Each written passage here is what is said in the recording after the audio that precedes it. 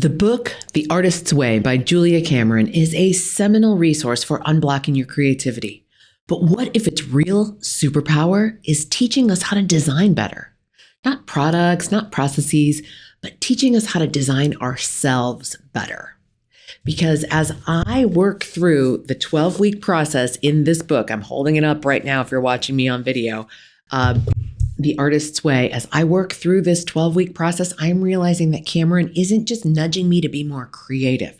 She is handing me a blueprint for designing how I think, how I pay attention, and how I move in the world through my work.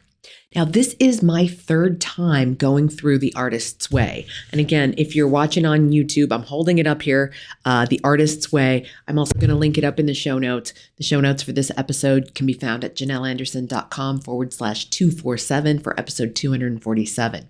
But this book is Julia Cameron's timeless set of instructions on how to unblock your creativity and get back to yourself along the way. Now, it's not just a book that you read, it's a book that you do, and I'll explain more about that in a bit. Now, the book came out in 1992, the year I graduated from college, so I'm dating myself here a little bit. It quickly took on quite a following, and I was part of that following in my 20s. So I read and did the book in my 20s, and I read the book and did the book again in my 30s when I was a university faculty member searching for more meaning and more connection in my work and my world. And this time around, it's hitting me even in a more profound way than when I did it in my 20s or my 30s.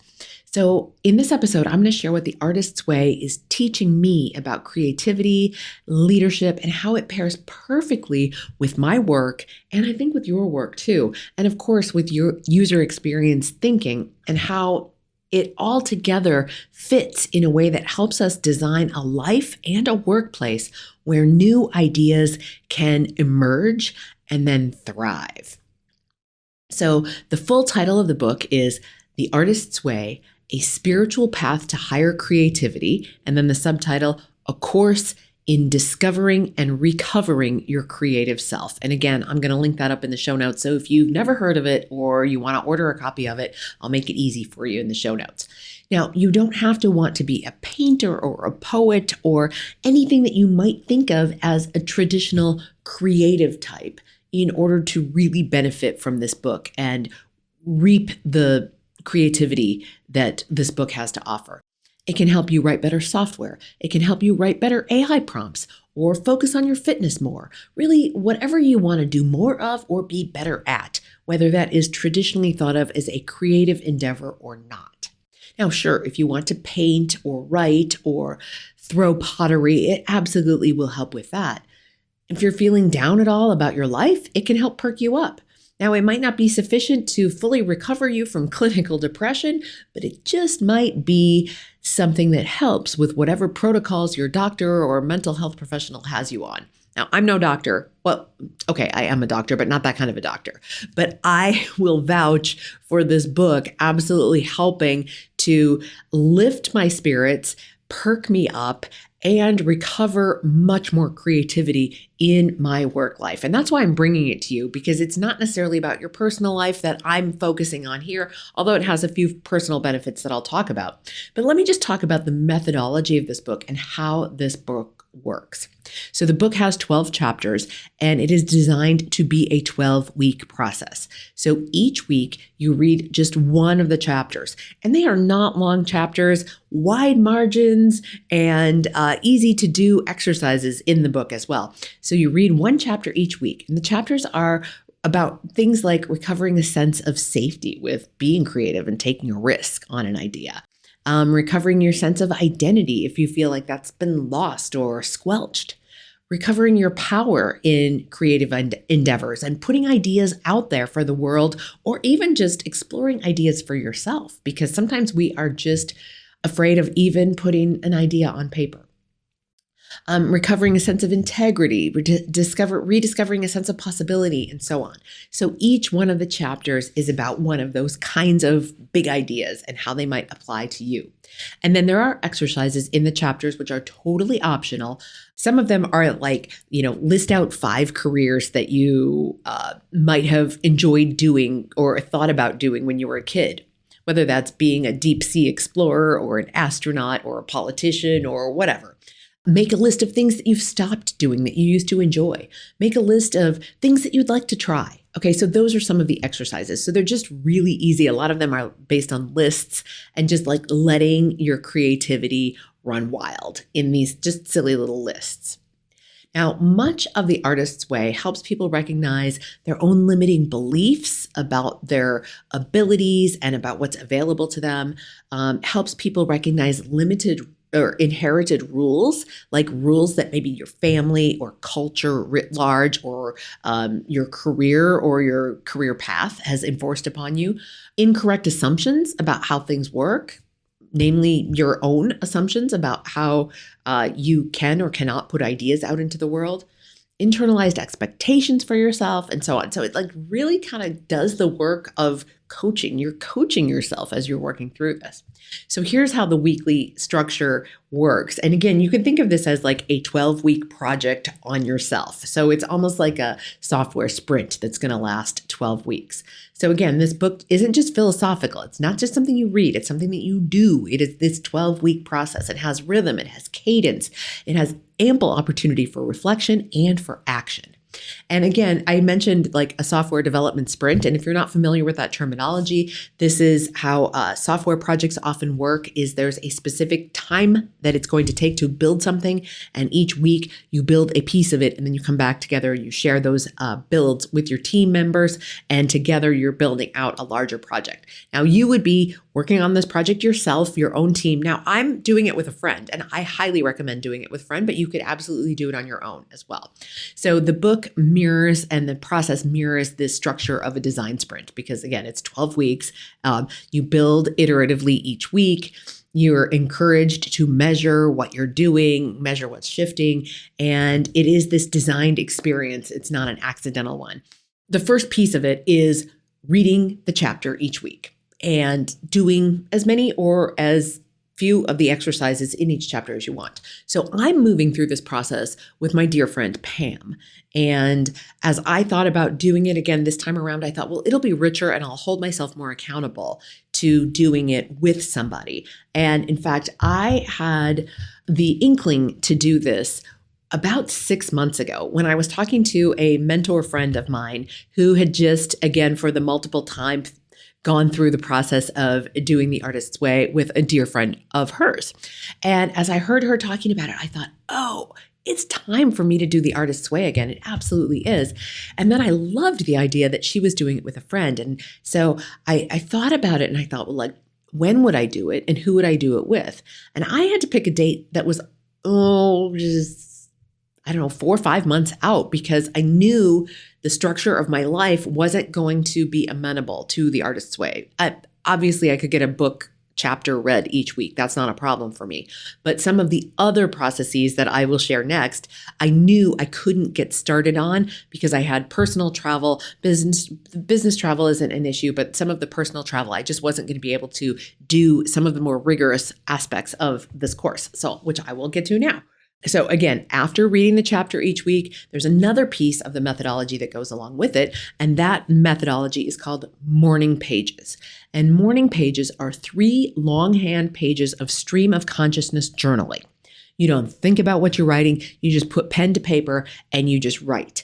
3 longhand pages every single morning. And this is the part where I had some personal travel with a family and extended family going on in the month of October, where I knew I just wasn't going to be able to get to it. And some earlier travel this summer as well, where I knew that just wasn't going to be feasible. Like I was camping at one point in the late summer, and I just knew that I was not going to get up and write 3 longhand pages of stream of consciousness journaling while camping with extended family. So I chose a start date that I knew was going to work for me, where I had 12 weeks, where I knew that pretty much every single morning I would be able to write my 3 longhand pages. Now, for me, I use a big notebook, so 3 longhand pages takes about 30 minutes. Now, it doesn't have to take that long. You could use a smaller notebook, but it really must be longhand pages and stream of consciousness. You're not meant to think about it. And this is for no one's eyes but your own. And you don't, in fact, Julia Cameron encourages you not to go back and reread your morning pages, maybe ever, or maybe for some length of time. Put some emotional distance by putting some actual time distance between the time you wrote it and the time you looked back and reviewed it. Now, I do go back and review mine from time to time because, as you'll come to understand, I get a lot of creative work ideas while I'm doing my morning pages, and then I need to go back and review them to grab those ideas and actually put them into some sort of existent system, a list of working ideas, or into my calendar, that sort of thing. So here's what comes up for me when I write my morning pages. And again, I've had to rejigger my morning schedule a little bit. These are best done first thing in the morning, right when you wake up. So here's what my morning looks like when I'm doing my morning pages. I wake up and I put a cup of coffee on in my Keurig machine. It takes a few minutes for that to brew. And while that's happening, I use the toilet and I put on a fleece because it is cold. It is very chilly here in Minnesota. And I go down to my basement office where it is even chillier. So I have a fleece and a blanket and a nice lamp. And so I turn all of that on. I grab that cup of coffee. So I do stop writing from time to time to take a couple sips, because if you know anything about me, I do run on caffeine. So that is a critical ingredient to any morning for me. So I will, write longhand for a good long time and then a quick sip of coffee and then back to writing longhand. So, but I also swim laps 3 mornings a week. And so this means I'm swimming my laps a little bit later, which some days means I need to wait for a lane in the pool, and other days just works absolutely just fine. And some days I can't do my laps in the pool. Like if I have a client engagement, if I need to be somewhere for a speaking engagement, then I'm not going to get a chance to do my laps that day,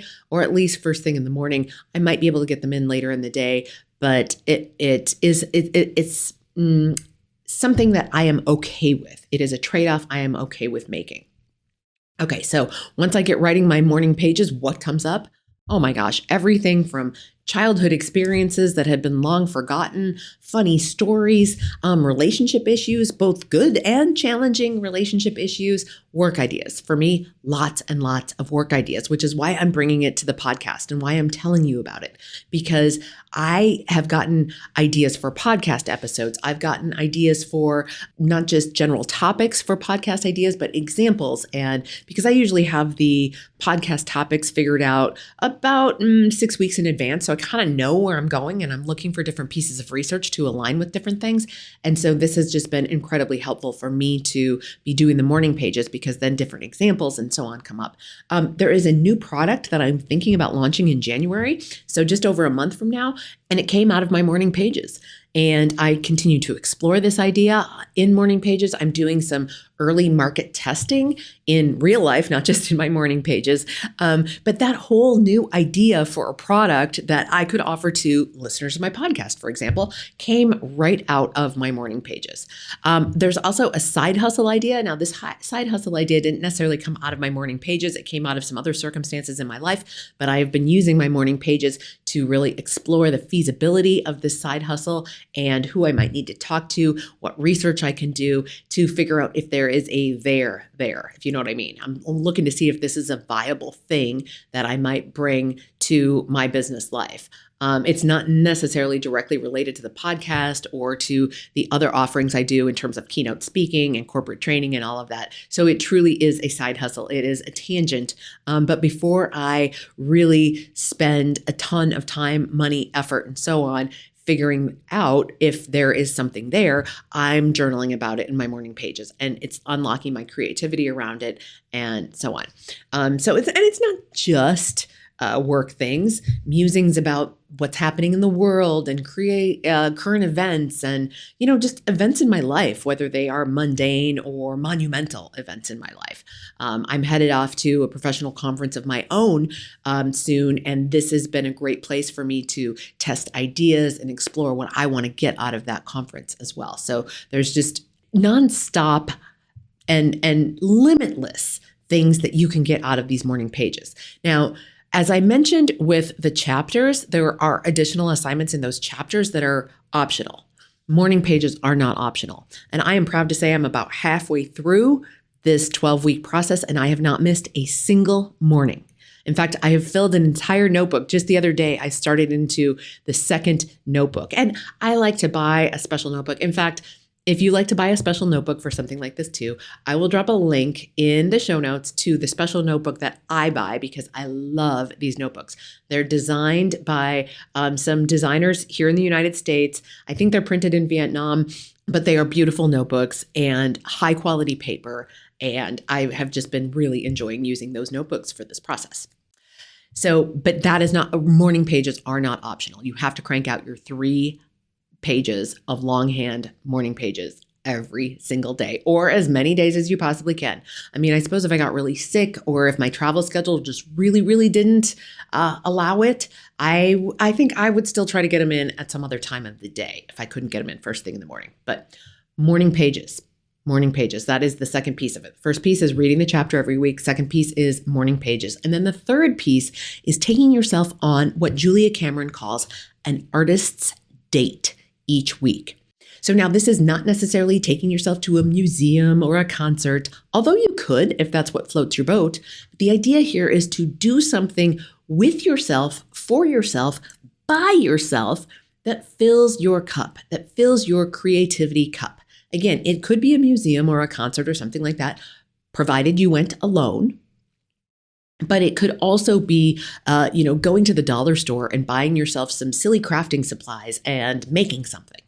Here, I'll share some of the artist dates that I've taken myself on. I went to a thrift store. There is a little town on the way out to my mom's house that has 2 thrift stores, secondhand stores, like right next to each other. And for years, I have driven past these thrift stores and wondered about them.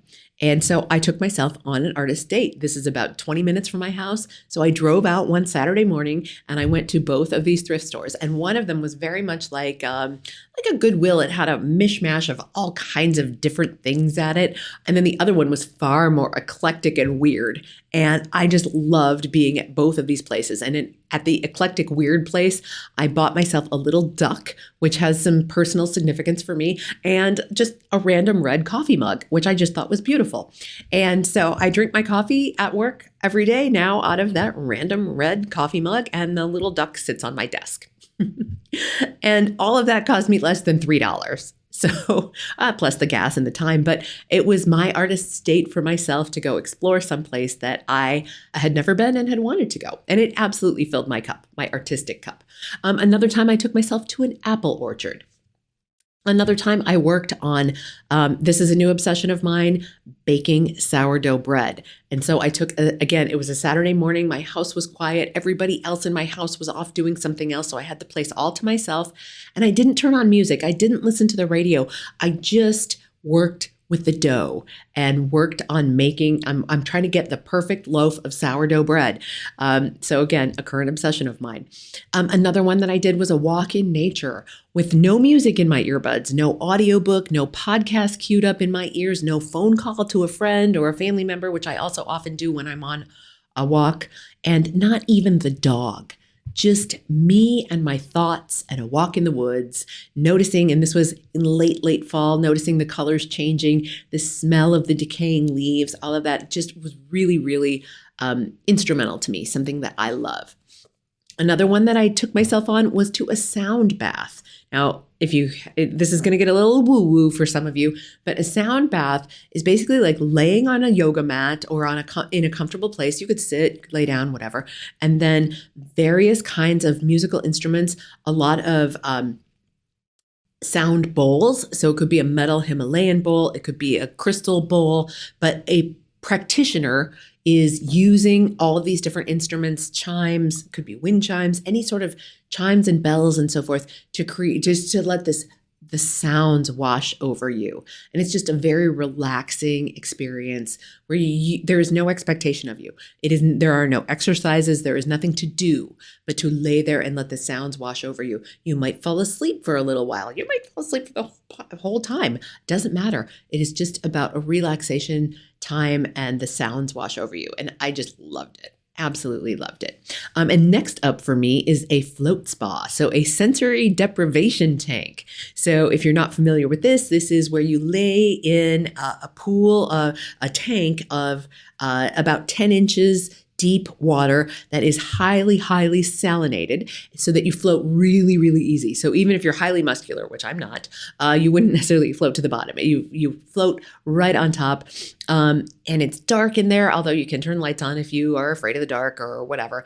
If you are a fan of Stranger Things, think of 11 floating in that sensory deprivation tank with the highly salted water and the mask over her eyes so that it stays really, really dark. Well, in this case, you go into this tank and you close the door and it is dark. Now, a lot of them now are equipped with LED lights. So if you don't like being in the dark, there can be some little lights. I like it completely dark and completely quiet. So that's what's up next for me for my artist's date. And again, it does not have to be anything truly artistic in nature. It's just something that fills you up and fills your cup. And the other the other requirement rather, is that it be done alone. So one of them that I have queued up for me in some point in the future is to take myself to a restaurant. And I am a foodie. I love really good food. So I'm going to find a restaurant that I've been wanting to go to. There's a handful that I've been wanting to go to here in the Minneapolis area for a while. And so I'm just going to take myself out to dinner or maybe lunch. I'm not sure which. You could go to a restaurant. You could go to the movies. You could go see a play, whatever it is, just provided you do it alone. Because again, think about it. Even if it was a restaurant or a play, I went to a couple of plays recently with my daughter. We love going to the theater together, but it's not an artist date if you're with somebody else because they may need to use the restroom or want to, buy a beverage at the bar. I mean, I went up to the bar and bought my daughter some snacks and a bottle of water. And then it's not about me anymore. It's not about what I wanted to do. So an artist date has to be just by yourself. Okay, so that is the third piece. Now, along the way, so again, I will just quickly recap the pieces. You read a chapter of the book each week, you write your morning pages every single morning, and then once a week, you take yourself on an artist's date. And along the way, I promise you will rediscover a sense of play. It will unblock your creativity. It will give you access to ideas that you have that you didn't even know that you have. So I think of this as creativity as maintenance. It's user experience thinking for your mind. Just as systems can degrade without maintenance over time, and maintenance keeps things humming along, this is maintenance for your creativity. It's maintenance for your mind. Your creativity will degrade without upkeep. So you need to just put a little bit back into your own cup, fill your own cup. So you can frame it this way. Julia Cameron gives you a user manual for your own creativity. Which is also something that leaders rarely receive. This is something that technical folks rarely get a chance to explore and do. So I want to encourage you to try it out. I will link the book up in the show notes. I will also link the journal that I like to use to write my morning pages. I'll link that up in the show notes as well. Again, janelanderson.com/247 for episode 247. And just one last quick note, an interesting story from the publishing world, especially for a book that has this kind of following that has been this popular. So after Julia Cameron was turned down by the William Morris Literary Agency in the early 90s, she then self-published the book under the title Healing the Artist Within. And honestly, I think the first version of it that I did was the book Healing the Artist Within. And Cameron typed up the book and she photocopied it herself and sold it at a local bookstore. The first printing was about 9,000 copies. And then in 1992, the book was published by part of what is now the Penguin Group, Jeremy Tarcher, an imprint of the Penguin Group under the revised title, The Artist's Way. And millions upon millions of copies have been sold.